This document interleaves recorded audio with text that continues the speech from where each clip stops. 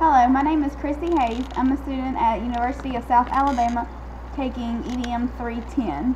Today I'll be interviewing Captain Daryl Wilson from the Bayou La Battery Police Department, and he's going to be speaking to us about fingerprinting. So how useful are fingerprints? Fingerprints are very useful as long as you can lift them off a surface in order to make them readable.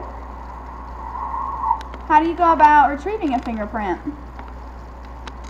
Retrieving fingerprints can be done in several different ways. The most popular ways is using a charcoal base. You can use different colors depending on the surface color that you're using, but you mainly use black, say on a white surface, and you can spread that fine powder over the print and it'll attach itself to the oil that comes from the fingerprint, and then it'll become visible.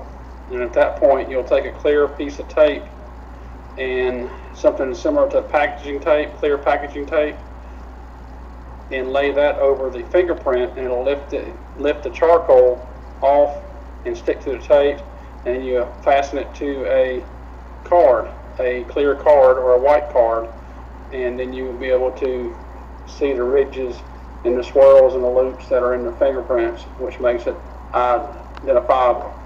The second most popular way is called fuming, and it's simply using super glue and taking super glue, and if you have a fingerprint on a wall or on an object, you can use a fish tank, you seal it, put super glue, heat the super glue with a heating source.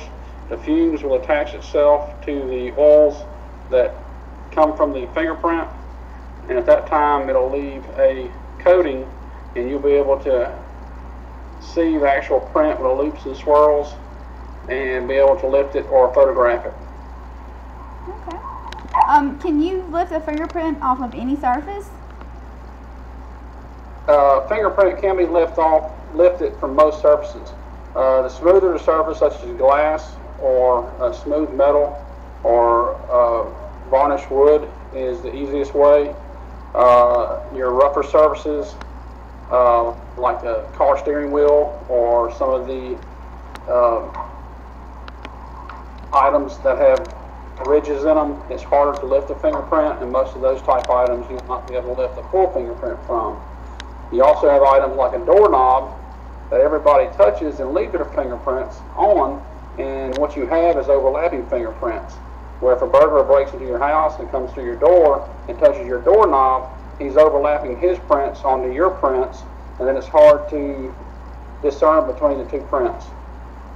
Okay. Well, I know on CSI you see them lifting fingerprints off dead bodies. Is that possible? Actually, it is possible. It's very hard to do, and it has been done.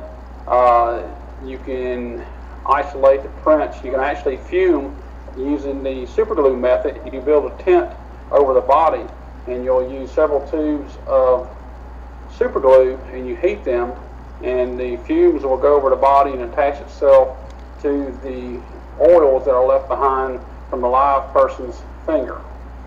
And there has been certain cases where prints have been able to be lifted and read in order to find the suspect. Okay. Well, I know as an education major we are required to be fingerprinted. Why is that important for us to be fingerprinted to get our job working for the school board?